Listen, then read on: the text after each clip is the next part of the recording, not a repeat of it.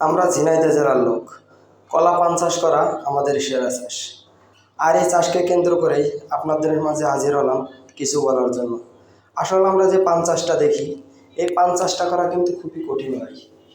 আমরা আমাদের একটা ফ্যামিলির জন্য যতটুকু সজাগ থাকি, ঠিক ততটুকু বরঞ্চ তার থেকে বেশি সজাগ কিন্তু আমাদের এই পান চাষে থাকতে হয়। পান চাষ করতে কিন্তু অনেক কষ্ট। তবে আবার একটা পানের ক্ষেত থাকা আর একটা ব্যাংকে টাকা জমানো রাখা আমি কিন্তু সেম মনে করি। কারণ এই যে যে ক্ষেতটা দেখতেছেন, এত সুন্দর পান যদি হয় আর এই ক্ষেতে যদি পান পরিপূর্ণ থাকে, তাহলে ব্যাংকে টাকা থাকা আর ক্ষেতে টাকা থাকা কিন্তু সেম। কারণ এক পণ পান বিক্রি করলে অনেকগুলো টাকা হয়, কিন্তু আবার চাষ করতে অনেক কষ্ট। এই চাষগুলো করতে গেলে অনেক পরিশ্রম দিতে হয়, সব সময় তদারকি করতে হয়।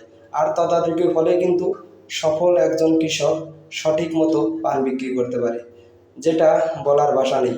বছরে 2 বার পান নামাইতে হয়, তারপরে ডুগা বানতে হয়, অনেক কিছু আছে।